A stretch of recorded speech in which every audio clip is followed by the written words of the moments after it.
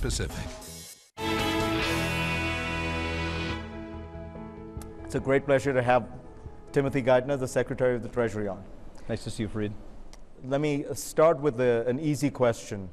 What is the United States economy going to grow at this year? You know, there are no oracles in economics, and it's still a pretty uncertain world. But I think the conventional view of the U.S. now is that we're growing between 2% and 3%. And I think that's a realistic outcome for the United States economy, as long as we see a little more progress in Europe, and as long as we don't see a lot of risk come from Iran on the oil front. That scenario of 2 to 3% growth seems a little different from what Ben Bernanke thinks growth is going to look like. If you read the statement the Fed put out, it was very bearish statement. I mean, to be willing to almost guarantee that rates will be kept where they are until the end of 2014 suggests they don't see any growth, of any robust growth for a long time. Are they wrong at the Fed? Well, you know, I'm not a forecaster, so in my view, it's not worth much. But I think actually, if you look at both the Fed's forecast and the consensus of private forecasters in the business community among economists, people are pretty closely clustered in that area. But it's still very dependent on how the world unfolds. Again, I think it's worth recognizing that, you know, we still face tremendous challenges as a country. We're still repairing the damage caused by a devastating financial crisis that still have huge lasting impact on the basic fortunes of most Americans. Unemployment is still very high. Housing is still very, very weak. Construction is very weak. People still have too much debt. They're bringing that down, and that's still going to take a while to repair. You know, there is a very well-established narrative now among the business community in the United States that there would be a much more robust recovery.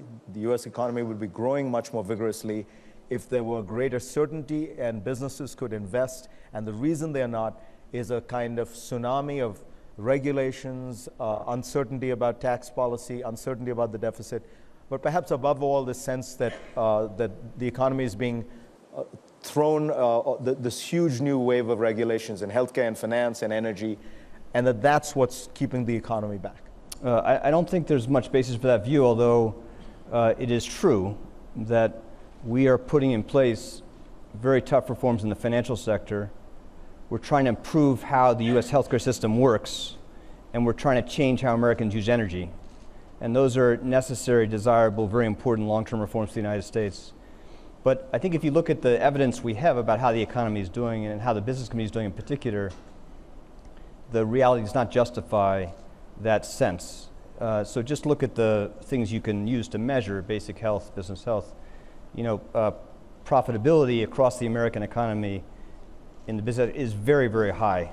Profits are higher than the pre-crisis peak.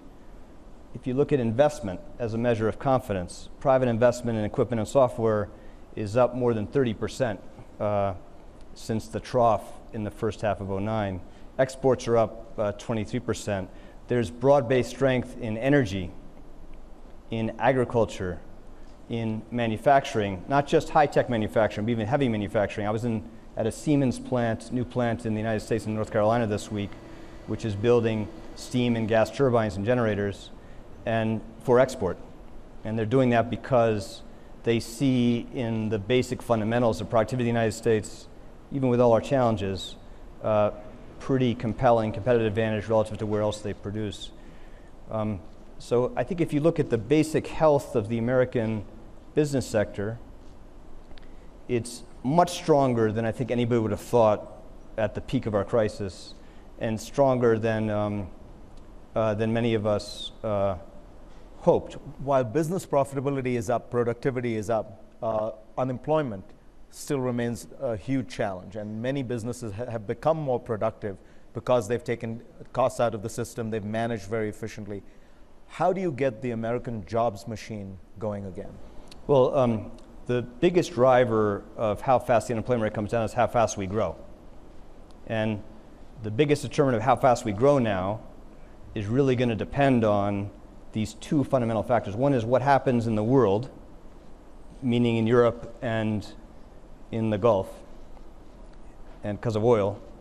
And frankly, just to be direct about it, whether Republicans in Congress decide they want to legislate things that are good for growth in the short term. So what we think the right economic agenda for the country is for us to legislate a set of investment incentives, investments in things that matter for long-term growth, rebuilding America's infrastructure, more education, more spending on innovation, basic science and research, better skills for Americans, tied to long-term fiscal reforms that restore sustainability. And if we were able to legislate progress on those things in the short term, that would make a big difference for confidence. It would make a difference for this rate of growth of the American economy in the short run. But to be realistic, it's going to take a long time still for us to fully repair the damage, particularly unemployment that came as a cause of the crisis. But the private sector has created 3.2 million jobs since job growth resumed. That's actually pretty strong job growth in the private sector compared to the last two recoveries. And it's pretty strong given the aftershocks of the crisis. We all want it to be stronger, though. Most people who look at the American tax code, which is with regulations and rules, 10,000 pages, one of the most complicated in the world, believe that the key to reforming the tax code is broaden the base, eliminate deductions and loopholes, lower rates.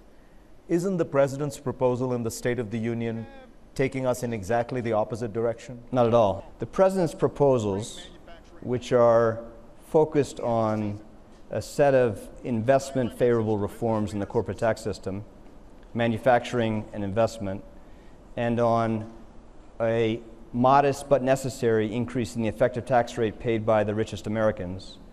Those two things are only going to come, I think, realistically in the context of broad reform. And what we're trying to do is lay the foundation for tax reform so that we can produce a more simple system, lower rates, broader base, more simple, less distortions. Why not just propose tax reform? Well, and because I think you have to start with principles for a framework, and what we're trying to do is to be specific which areas we think should dominate the debate. So again, I wish it were different for us, but the basic crude fiscal realities of the United States now, and we have to recognize we have to govern within those limits, means that when we do tax reform, we're going to have to be helping contribute to deficit reduction. We don't have the ability of offering the American people or the American business people community a net tax cut. That is beyond the capacity of anybody realistic about our constraints. But again, just to put in perspective, our fiscal problems are daunting for us in the long run, but they are much more manageable problems than faced by almost any major economy around the world. And it's important not to lose sight of the fact that given the high level of unemployment, given the very bad outcomes for median income in the United States over the last 30 years, 20 years, 10 years, given the just appallingly high rates of poverty in the United States, given the competitive challenges we face, it's going to require pretty significant investments in infrastructure and education, innovation. You have to take a much broader approach. And we're not going to solve our problems as a country by thinking they're centrally about how we restore fiscal sustainability. That's part of it, but it's not the dominant challenge we face as a country.